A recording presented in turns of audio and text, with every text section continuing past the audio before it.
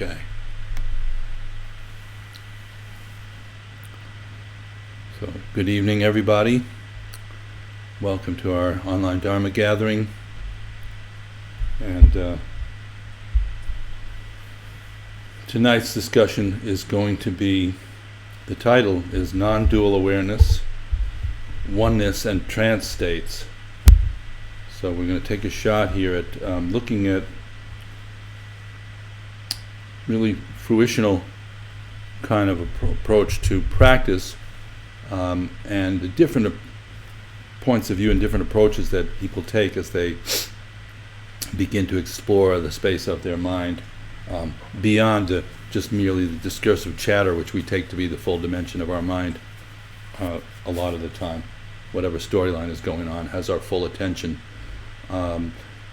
So there'll be a few areas to look at tonight, and the first one is understanding the 8 consciousnesses, which there's a whole separate talk on that I would recommend. If you haven't seen that one, it's in the archives, and go ahead and think of that as additional to what we're going to be talking about.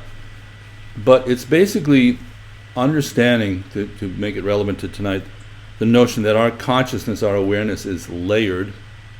All of it is some kind of recognition of perception, experience, which then implies the idea that there's a central figure experiencing that. Of course, many of you might say, of course there's a central figure, it's me. But as you know, we Buddhists, we look into that a little deeper, and the who me is begins to dissemble and disintegrate, really, on a certain level. Eventually disintegrates anyhow, as you all know. But even while we're still holding the fort, so to speak, when we look at the fort, it has a lot of holes in it. The fortress of me is holy, you could say. It's full of holes.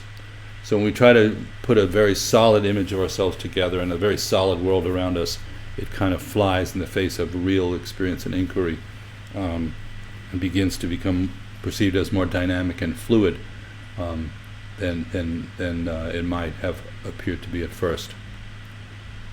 So the 8 consciousnesses basically are just the 5 sense perceptions. These are the gateways to experience for us.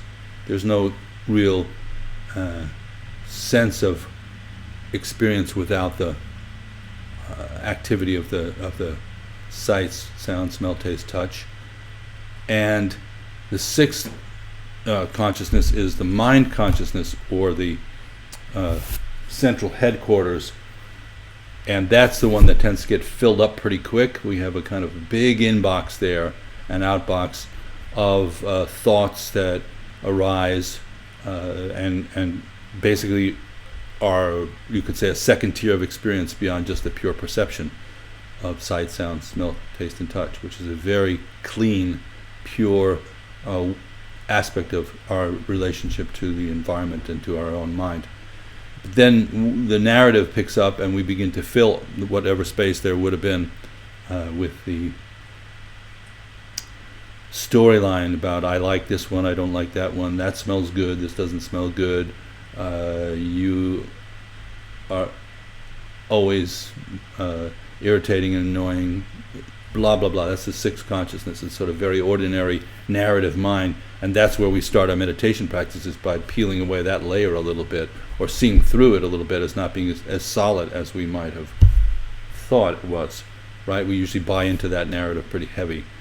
So the 7th consciousness, we've talked about this, is the klesha consciousness, which is beginning of storing up some of those attitudes and impressions, and beginning to build a profile that's ongoing.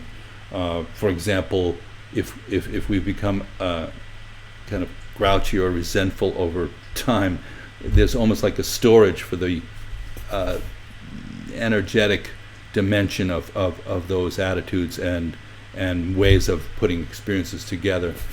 The 8th consciousness is that actually is now boiled down to just simple seeds of the karmic seeds, which are holding the essence of those experiences that we've had. And supposedly the eighth consciousness and the seventh go from lifetime to lifetime. So that's the continuity that's happening.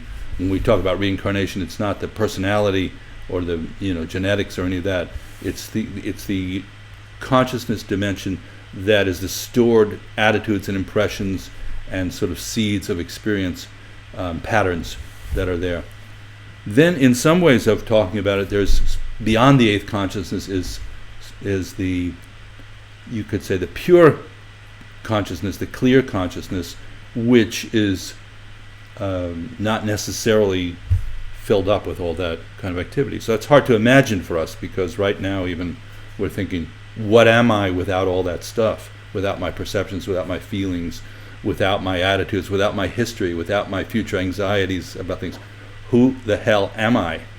And from the Buddhist point of view, we say that's really a great question. Why not ask it? It's not just a question of idle contemplation. It gets to the root of the way we experience the world and ourselves. So basically within that, there's a split that happens from that pure consciousness really doesn't have a subject-object split in it. There's a field of awareness, really, which we're going to talk quite a bit about today. We're going to try to take a shot at it. And in that split, we begin to postulate, formulate, reinforce a notion of a very strong central figure, which you could call me, or you could give your name if you wanted to.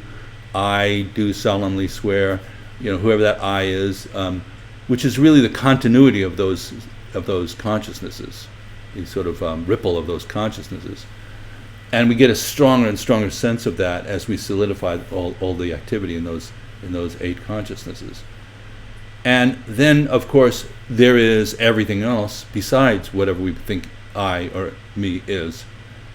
And it's delineated by a relationship between me and whatever else you're thinking about. If it's your boyfriend, if it's your workplace, if it's your parents, if it's all these other things, which are really actually sort of your version of all that.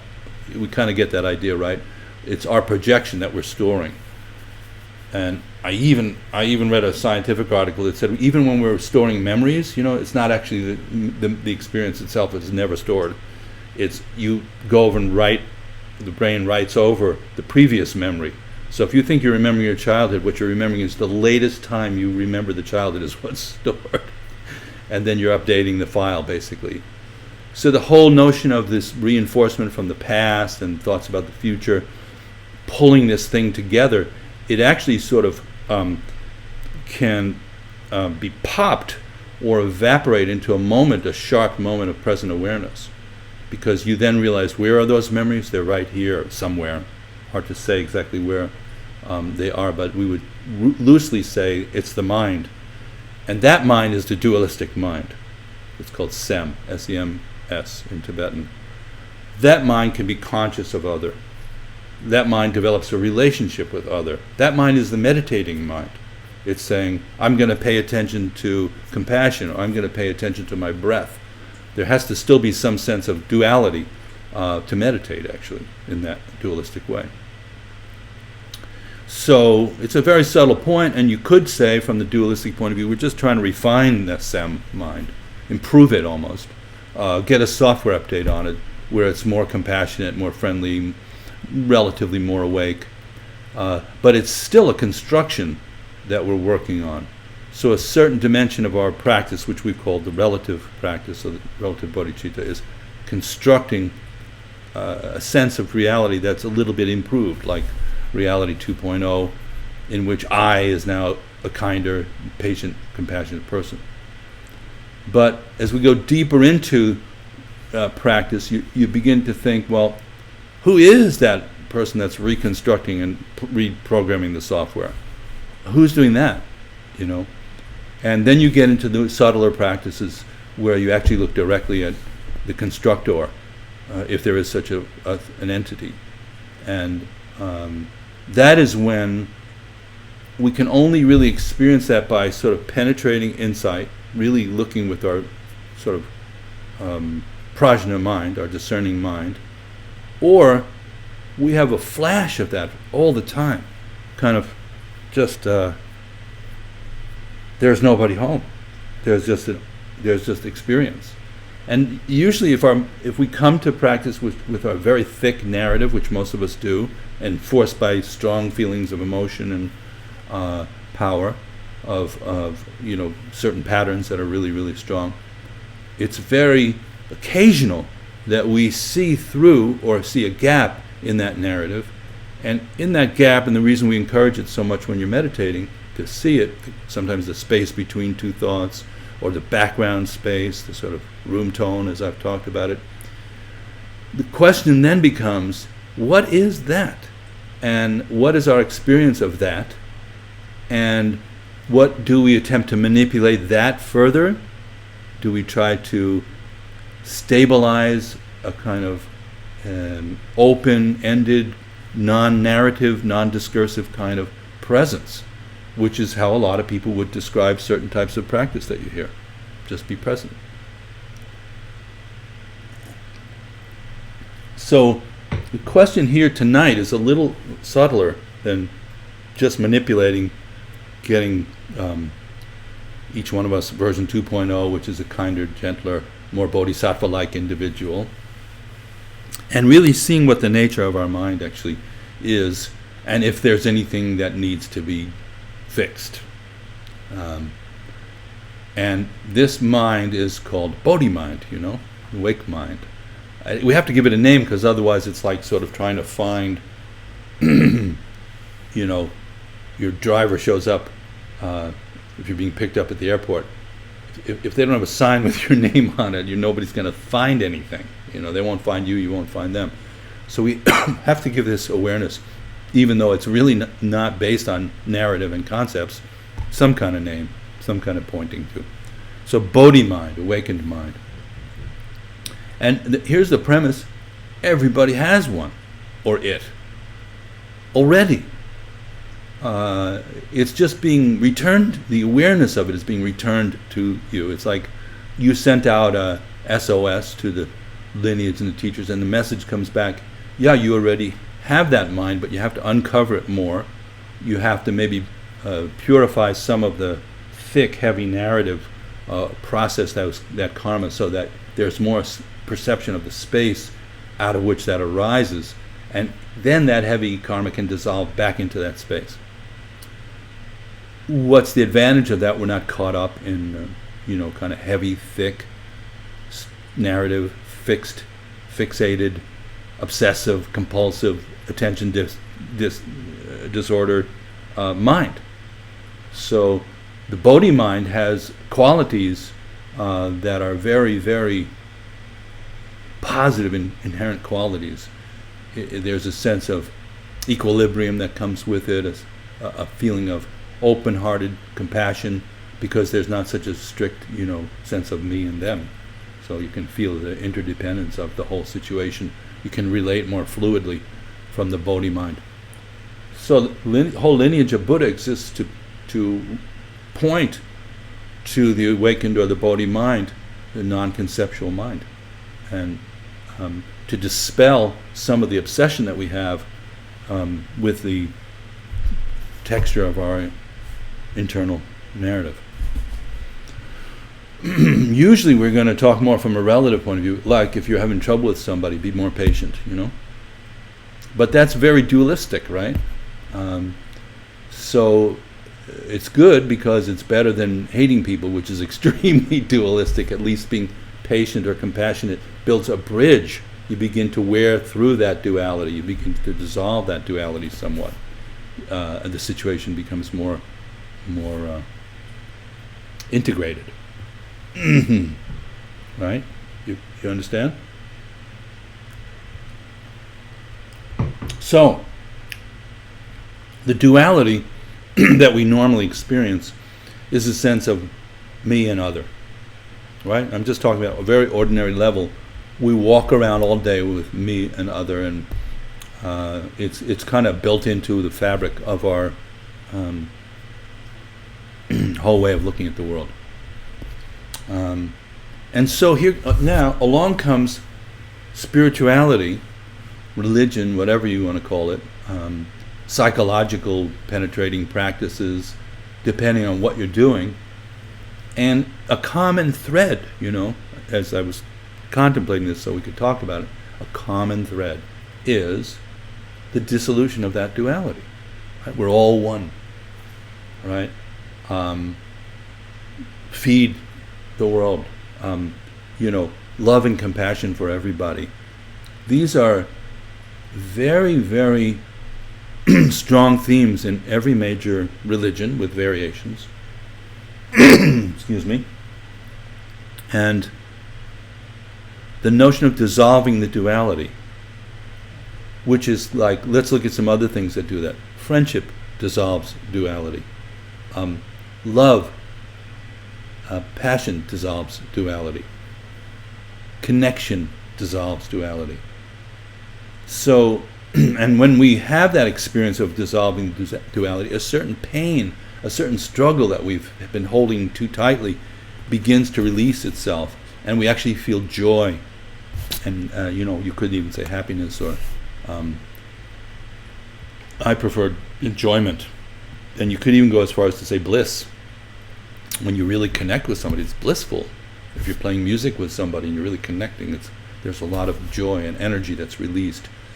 That pain of feeling separate is quite the curse, in a way, of our being, Except it's not a curse in our tradition. It's just a kind of a mistaken identity. So it's much gentler than that somebody came along and cursed you, or you cursed yourself. It's undoable. It's not even that big a deal to undo it, in terms of actually the possibility of it. Really undoing it is a big deal. Why? Only because our habit is strongly entrenched in terms of keeping the separateness, keeping oneself and others at bay, or grasping at them too strongly, or ignoring them. We've been over this over and over again. We're playing that game endlessly of figuring out, do we like them, do we hate them, do we care? So, in the notion of dissolving that duality, that is a thread that goes in Buddhism. Actually, it's called the Yogacaran school. There are some existing schools that are pretty heavily Yogacaran. Some aspects of Zen, they talk about big mind, all one. In the some aspects of the Hindu tradition, not necessarily the tantric aspect, they talk about oneness. A lot of religions talk about one, all one. Sometimes they include God in that. There's God as part of the oneness. Sometimes they say God is the creator of the oneness, and somehow, in some senses, outside of it. So, you have to figure out you have to start from what you believe, and kind of, from our point of view, it's good to really take a look at it. We don't believe in blind faith. I don't personally believe in blind faith. I think blind faith will get you into the river faster than any other vehicle. But we do believe in educated faith, informed faith. That's fine. So, is it all one? And I love having this conversation with people. This is just a kind of play. But when that crude duality dissolves and you really feel love and connection, there is a feeling of oneness, and it's sort of becomes a type of energy and space that we can experience. So the thing is, then there's still somebody experiencing that. That's the problem. Did we completely dissolve into that, or are we clinging a little thread of somebody, little being that's going, it's all one, and I'm here noticing that and getting off on that. It's very subtle at that point, very subtle. So dissolving, as Trungpa Rinpoche used to say, is he would say you can't attend your own funeral. There's a sense of really, if we're talking about egolessness, for sure, for real, there's a real letting go or dissolution of that entire structure, and the actual experience is of non-duality. It's the ground of the experience. So that is a real, you could say, quote unquote, real dimension of spiritual practice or just human experience, to have that extreme duality dissolve into a feeling of connection and oneness. And in the Buddhist schools, there's a whole tradition of that. Now, it was not, however, as we've talked about this before, the final iteration is, well, if there's that oneness and it's a thing, and there's still sort of a observer of the oneness, somebody who, or anybody who is craving the oneness, who would like to have more oneness, who would like to be more one, less dual, then you still are in the realm of duality. So what we say in the middle way school, the Madhyamika school, is to compensate for that attachment to the oneness thing. We say not one, it's not one, because there's still that kind of iteration of it is something and somebody's making it that. But we also say it's not two. My favorite expression, not one, not two. So if you wrap your mind around that, there's nowhere to rest. You've kind of hit the two areas, which is duality and also attachment to oneness, which is the two areas where the mind is functioning in a delusional way, simply because it's pulling back out of the experience and observing it and connecting to it. So you could say if somebody has dissolved into non-dual awareness, it would be, from the experiential point of view, not two, but from a relative point of view, there'd still be the notion of a understanding that at a relative level, duality is the engine of this entire world that we occupy and how most of us are living. And to just put a blanket of oneness over all that, it is a kind of false, let's not say false, but an attachment. So the question is, are we willing to let even that dissolve and actually be free from any kind of point of view, whether it's nihilistic or eternalistic, and not hold our seat on either side of the fence. So this is the art, and that puts us in a state of kind of presence in which there is nothing to be attached to, and it's also without any causes and conditions. That's the trick, is as soon as you're manipulating something, you're back into the duality game, even if what you're manipulating is oneness, or formulating or attaching to. So the oneness in the Buddhist game has names to try to free up and relieve us of the effort of creating and experiencing oneness. And it's called non-meditation. That's interesting, right? In the Mahamudra tradition. And then in the Dzogchen or Ati tradition, it's called Rigpa. So I'm going to read you, Rigpa is a great word to start including in your vocabulary, but it's elusive because what we're talking about is an awareness state that is not based on you creating it and working towards it. So, I got out my profound treasury, which is, this is, in my humble opinion, amazing that this is available in the public. And some of you work from it. I know, Rebecca, you read from this book. There are 3 volumes called The Profound Treasury of the Ocean of Dharma. Ocean of Dharma was Trungpa Rinpoche's Dharma name. Chugyam means Ocean of Dharma, so that was his sort of first appellation. And this is volume 3, called The Tantric Path of Indestructible Wakefulness.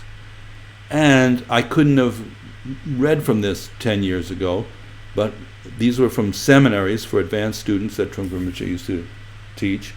and they were only on, as somebody's level of education came up, they could access these transcripts.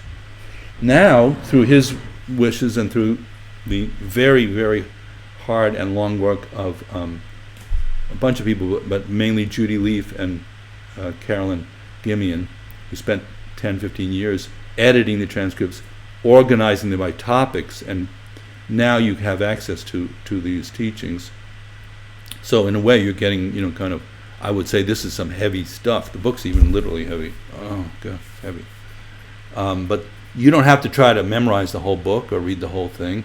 But if you're looking at a particular topic, like tonight, you could look up Rigpa and see what did Rinpoche say about it. So I thought I'd just read a little bit about what he said. And if it seems a little bit elusive, that's okay. These are teachings you can't really grasp kind of with your discursive mind exactly. So just try to feel how it might relate to you. Okay, so Rigpa and the levels of space. And I'm going to read a little bit of it, so just bear with me here.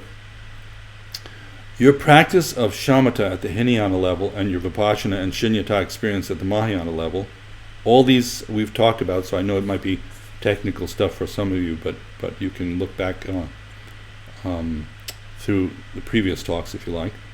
The tantric way of looking at the whole thing brings in a different perspective, which is that there are various levels of space.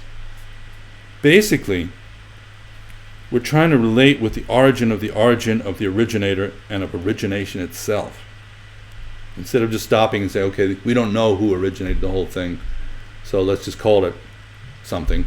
Prime creator. We're looking right at where can we see all the way back to the beginning of whatever experience we're having. So, but we're not talking about the theistic sense of the maker of the world. That's a critical point. Instead, we're talking in terms of transcendent intelligence, or Rigpa.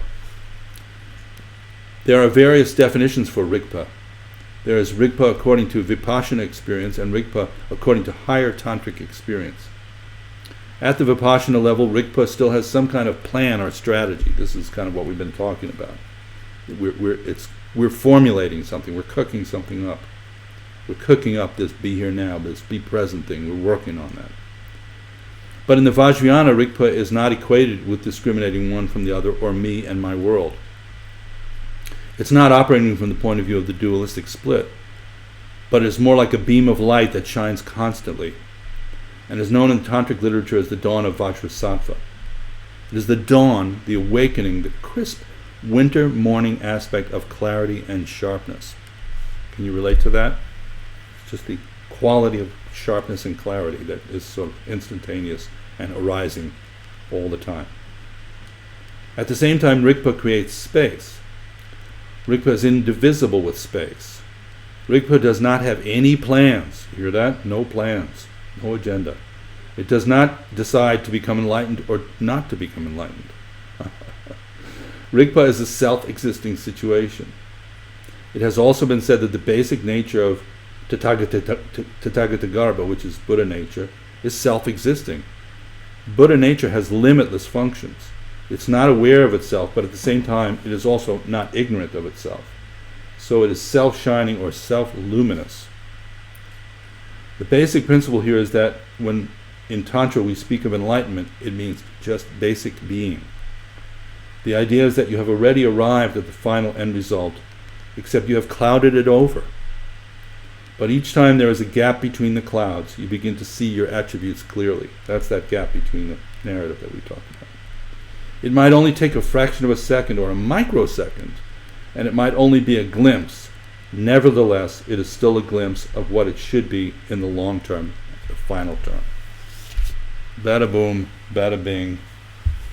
Couldn't feel happier reading that and sharing that. And knowing kind of that whatever space is being described there was something that was held by Trungpa Rinpoche, and you could actually experience it in his presence. So it wasn't just a theoretical thing, but it was something that we could tune into. And that's the notion of transmission, or the idea of lineage, right? So, Rigpa has a kind of spacious feeling to it. And if you can think about when you're meditating, your thoughts die down a little bit, which happens occasionally. Sometimes they're like, snowstorm, and then like today, it was snowing, now it's not. It's just kind of settled. It's hard not to seek that experience in meditation, but it's not really necessary to seek it. A better approach is just let things settle down. And if you practice for a while, eventually, like a snow globe, your mind will just settle down somewhat, depending on how intense your present reality is. Or if it gets very activated and you start remembering things that bother you, that's okay too, because that's another expression of the space. So this idea of how to get to Rigpa, this kind of open, spacious quality, and awake quality, and do we need to do anything? And of course the first stages of our meditation practice are active, and we are kind of manipulating our mind and our thoughts, just because we're so totally, utterly distracted that we got to do something to just create more space. So if it does settle down, I think most meditators have had some experience of the mind calming down and settling down, and a kind of spacious feeling, which is not exactly ecstatic or anything like that. It's just open. Very present, open, ready for the next thing that's going to happen, not really agenda-driven. It's very hard to sell this, you see what I mean? Like if you said, if I offered you other states of mind that you could create and cook up, most of you would, or most people would buy those. Here's a blissful state of mind, here's a calmer state of mind. But from the point of view of Rigpa, we really don't care. And the notion is that it's there underneath the whole thing anyhow, and if we just relax and just settle into it, but stay present, that's the trick. You relax and stay present. You don't relax and go to sleep, or relax and drift off into a myriad thoughts.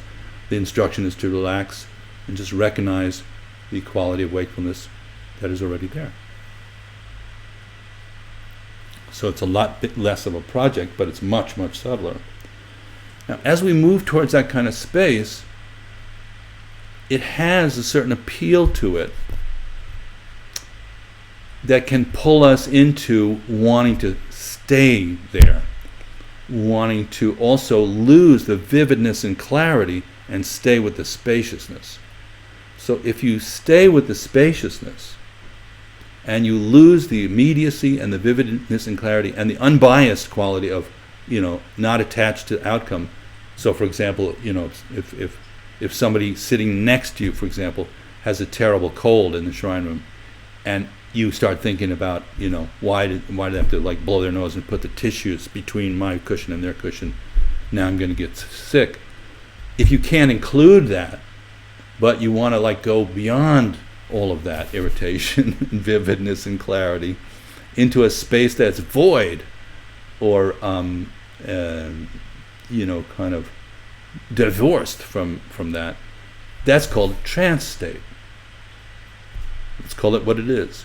We want to trance out. I'm not saying there's anything bad about it at all. There are certain elements in that are probably worth exploring. We might have access to other kinds of ways of knowing and experiencing things. For example, you could argue that somebody like the Dalai Lama has a oracle that goes into a trance in order to let certain information come through. All of us have some kind of intuitive space. Maybe we go into a little bit of a trance if we're writing a song or something like that. But strictly speaking, from a Buddhist point of view, we're not seeking out trances in our practice. And sometimes they're also called jhana states, J-H-A-N-A. And the way I was taught, those are considered delivered by the four maras, the energy that seduces our awareness away from the wakeful state. It's kind of a relief because we're sort of knocking out some stimuli that could be perceived as kind of annoying in a trance. You wouldn't even notice, people can probably go into trance states and not even notice if you're burning a cigarette on their arm. This is possible. So we have to explore this, but the point of tonight's talk is to differentiate for our own educational purpose between Rigpa, or natural unfettered awareness, and trance states. The thing is, the trance state has the piece of trying to get away from something.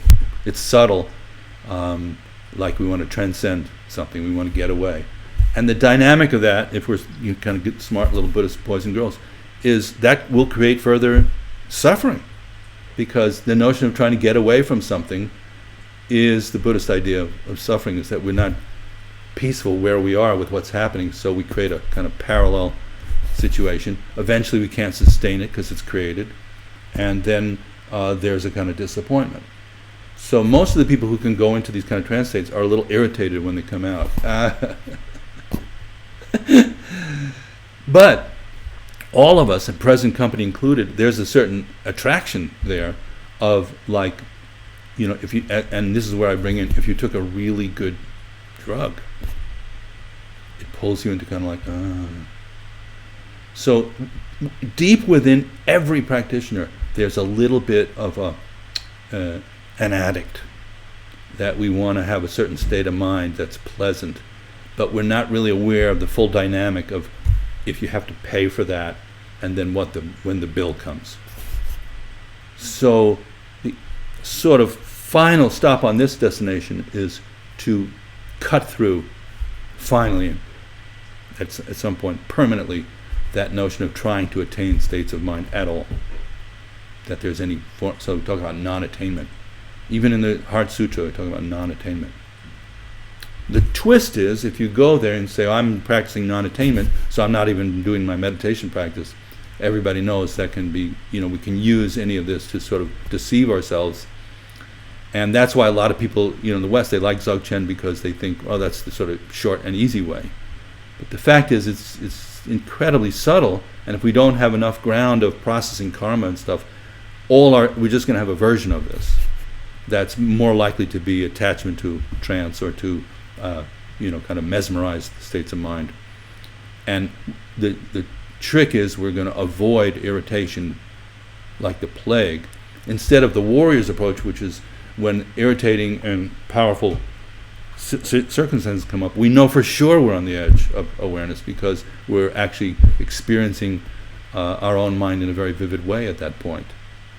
And so it almost flips, that we would say, yeah, let's look for the things that disturb the trance as being more interesting than the things that create one. That's the warrior's approach. It's really brave to not seek any form of escapism, not just with drugs or with alcohol, but even with manipulating the state of mind. So I hope that's clear. That's sort of the main point.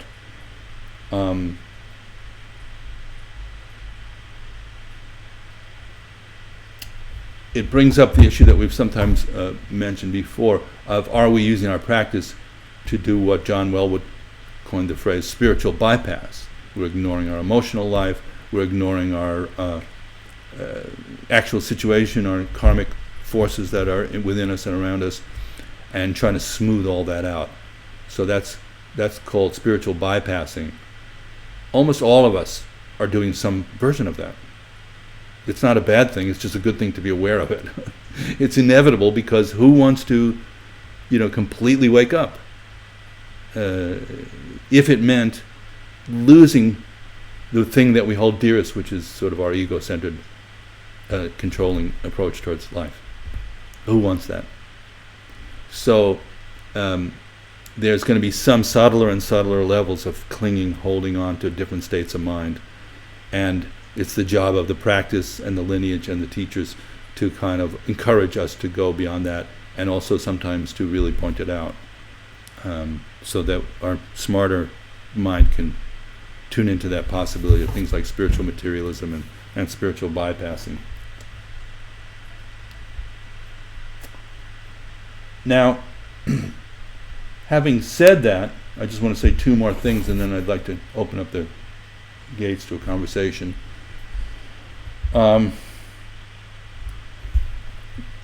bringing it down to the level where a lot of us are practicing, doing our shamatha or mindfulness meditation, we bring our awareness, we sort of put the thought aside, or notice it, and bring our awareness back to the breath in and out, right? Most of us are doing that kind of practice at some level. And I just want to tell you this story about Penno Rinpoche, who was the head of the Nyingma lineage, that there was a kid on their expedition, a bunch of the lamas were up in the mountains, and he had a strong capacity for shamatha meditation, which is the ability to focus the mind onto one point. And it's where we start, because right now our mind is like on a million things. We can't hold still. Most people can't hold still at all for even 2 minutes. We fake it, and then gradually the idea of actually settling dawns. That's why we practice. But this kid was so adept at shamatha because of his karmic propensity towards it. He wandered up into the mountains. He was in a cave. A snowstorm hit, so he dropped into the cave. He was collecting wood. And he said, I think I'll just try this practice that the Rinpoche just gave me. And he just followed one breath after another. And his absorption was so complete that he stopped, time stopped going by, and all the thoughts didn't arise. So they thought the kid had died in the snowstorm. A year later, they're back up in the same area. They see a cave nearby. So I wonder what's in the cave. And the kid was in the cave, and he had still been just like with first attention to the breath. So that was being pointed out as that's too much shamatha, or what Tsoknyi Rinpoche calls dumb shamatha. There's just too much focus and one-pointedness. So I wanted to clarify that. We want the mindfulness to be mixed with clarity and vividness of awareness. Get it? Those are the two threads of our practice. And then, the only other thing I wanted to say is that we could explore any way you want to. I'm not saying trance is a bad thing. We're just sort of pointing out one dimension of a sand trap in our golf game of meditation. If we become too absorbed in that space and too attached to that space, according to the Buddhist teachings, we're not actually moving towards enlightenment. We're going to move towards the God realm, the Devaloka. We're going to get into a very,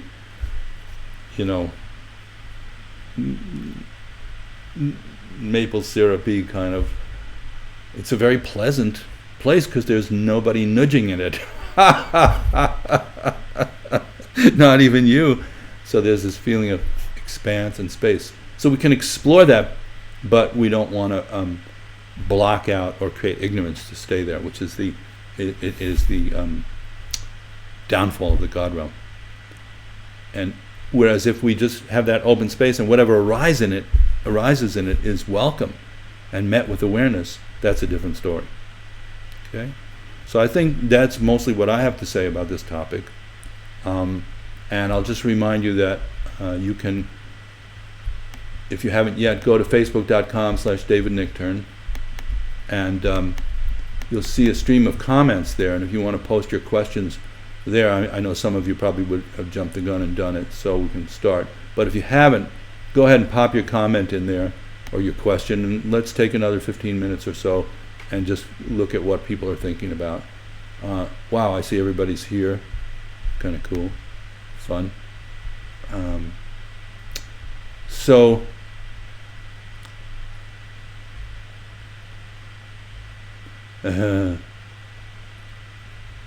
Yeah, okay, this is going to be fun. So please do put in your comments and questions. If you're watching on the archives, which I hope some of you are doing, then you can't put in your questions, but I'll read them so we know what we're talking about here. So Beth, hi Beth, said, so wouldn't a trance state be subconscious? I'll catch myself during the day when someone calls my name and I was somewhere else for no apparent reason.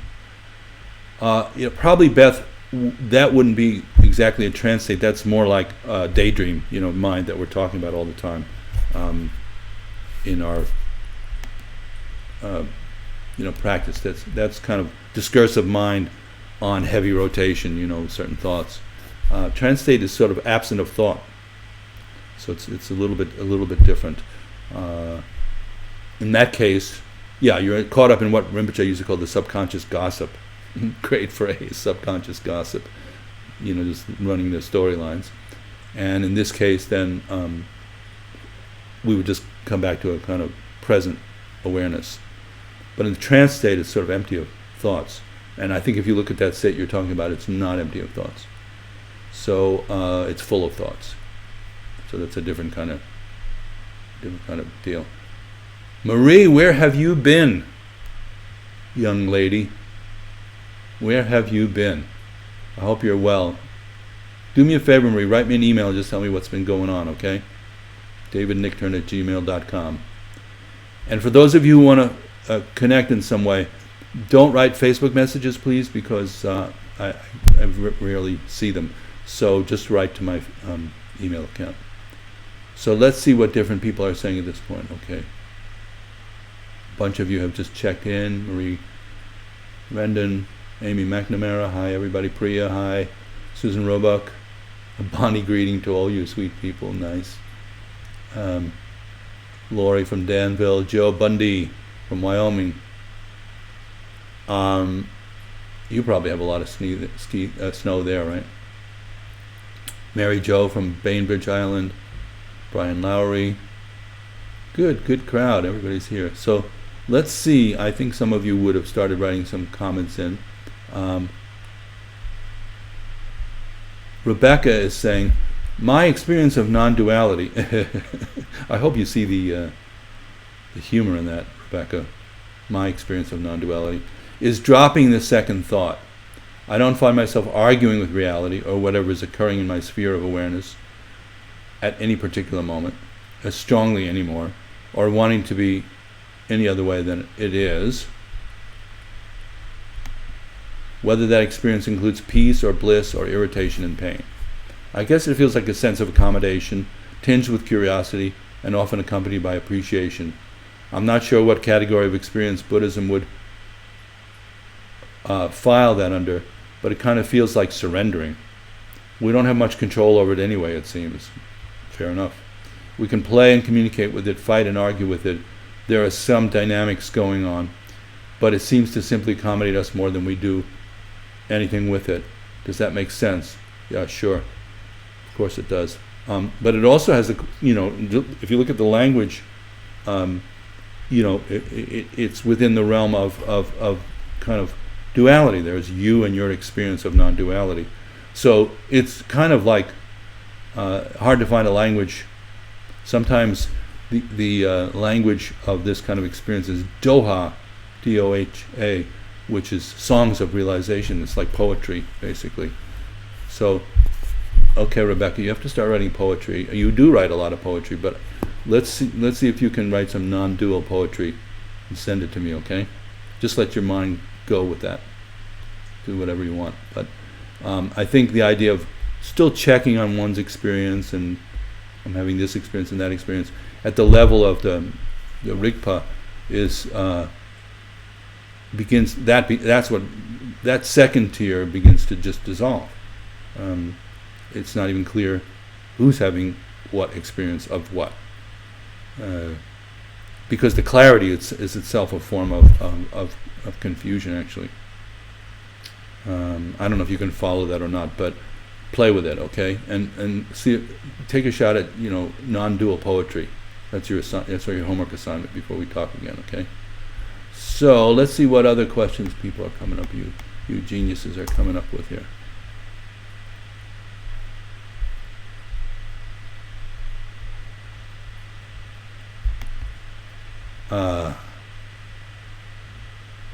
Okay.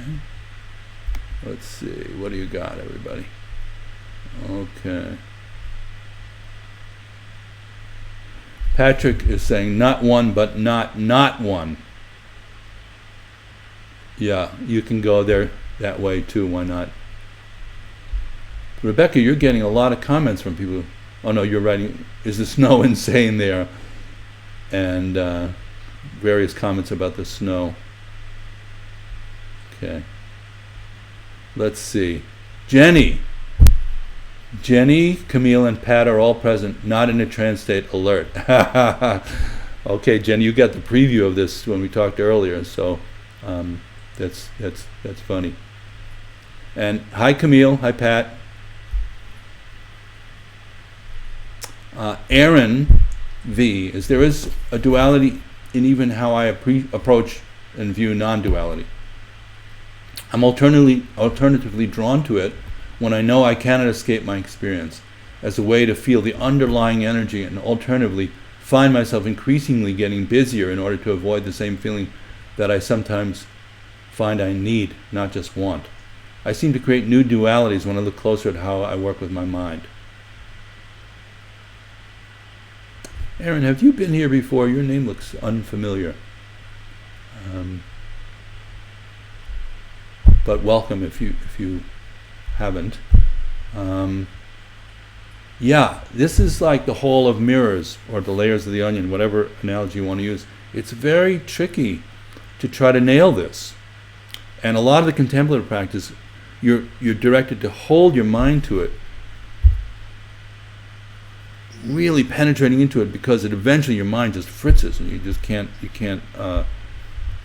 hold the inquiry anymore.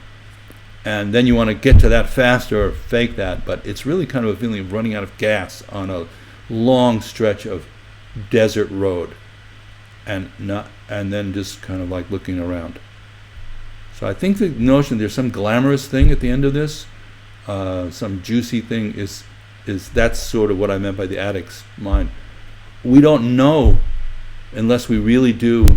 And the way Rebecca's saying is surrender, let go, and we won't let go until we're worn out to a pulp. And go back and look at the lineage holders of this particular lineage, and a big part of the process was them just wearing out karma, wearing it out. So we can't kind of clever our way into this kind of experience. It's more just there already, and we're just kind of opening to it, or letting go of any effort to try to manipulate it. That's the point. Letting go of any effort to try to manipulate it. So I hope that's helpful, Aaron, and if you are new to the gang here, welcome. Joe Bundy, speaking of skiing, David, how does flow fall within this talk? When I am in the flow, the bhav, going down a hill, the ride is effortless. When I slip, skip, or fall, I notice that in the moment before I was thinking, and so on. Great skiing as shamatha. I use the falling to come back to the present experience. Well, that's good, Joe. That's like sort of beginning to use, every. That's meditation in action there. That's powerful, good news there. And of course, then you just have to not trick yourself into going, well, I'm meditating already when I'm skiing, so I don't need to sit. That's what we got to keep working on that premise. I know you're a regular meditator. But everybody watch out for like this becoming a seduction from non-meditation. Yeah, I just won't meditate. Aren't you a clever little person? It's not like that. It takes a lot of undoing to get to the point where you cannot do. It takes a lot of undoing to get to the point where you cannot do. So let's see. Dan Crampton. Native American shamans enter a trance state, using their drums and other things, by the way. It's not a state of non-awareness, but a gateway to the upper world and lower world, where they commune with their godlike totem animals. Yeah. Well, that's, I think that could be another talk at some point, like what is there in those spaces? And I mentioned it earlier, Dan, if you noticed, there is some kind of access points, or portals as I call them, to other kinds of information if we can stay awake within that space. Or just release into it, go through the portal. And that's where the channeling and things like that happen. So, absolutely, and that's kind of a different dimension that we're talking about, and it does exist within the Tibetan Buddhist. But that's what we're talking about tonight, is sort of becoming attached to altered states, which is one of the things that can happen to people who take too much drugs, even in a shamanistic context. There's something really kind of compelling. I've always had this about altered states. And it's kind of like a movie and a drug mixed together, So, which doesn't mean there's not Rigpa in that altered state, or sort of awareness and vividness of experience. So for us, the Rigpa is the supreme kind of arbiter of exploring any kind of space, to stay awake in that space. And that's why in Tibetan Buddhism, for example, we even do that in dreams.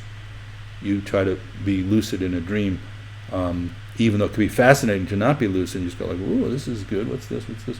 But to bring the clarity and vividness even into the altered state. Like I do that when I take nitrous oxide at the dentist. I try to stay kind of lucid within that kind of nice space in which I don't really care about my body as much as I usually do. Oh yeah, that hurts. Ha ha ha ha. You know. So let's see, Christy Kravitsky. Are all actions and thoughts that arise within Rigpa always right? Or can unskillfulness emerge from that state? Why don't you find out? That to me is something you have to find out, because it's an interesting question. It's like, if I, it would be like the idea, if I really let go, would I become demonic or possessed by negative forces? And that's where the protectors come in, Christy. That's sort of that energy is part of the wakeful state, is a kind of mindfulness and protection against it getting channeled into negative forces.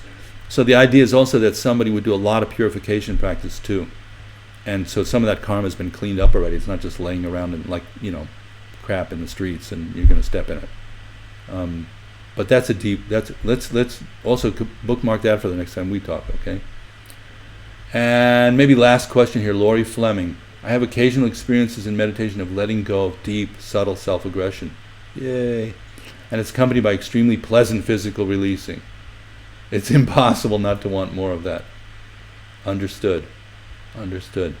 So we just watch. We're not saying there's anything wrong with it either. And like in Buddhism, just to be clear, I say this over and over again, we're not saying there's anything wrong with bliss, experiencing bliss, which is maybe the big sister of the feeling you're talking about, which is just well-being.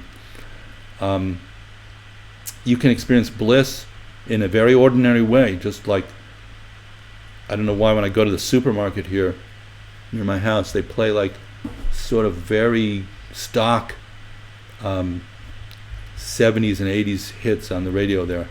And it's nice, they have a pretty good sound system, it's clear, and I'm just walking through buying my food and I feel like ecstatic. I'm just so happy that music sounds so good to me, and it's so corny in a way, the whole thing. And there's like a nice, they have almond milk there, and they have fresh fruits and vegetables, and I can just give them pieces of paper and take this stuff home. I mean, it's like, it's insanely cool. So I think, you know, it's okay to let go of deep, subtle self-aggression, and it's okay to feel pleasant physical sensations. We talk about those in shamatha, well-being, and so forth. And then it's also okay to let them come and go. And it's also okay to experience other types of klesha activity and let them come and go. So good luck, everybody, with all of that. I hope some of this at least was clear to you. I'd like to hear back if it wasn't, please, or if it was helpful in any way.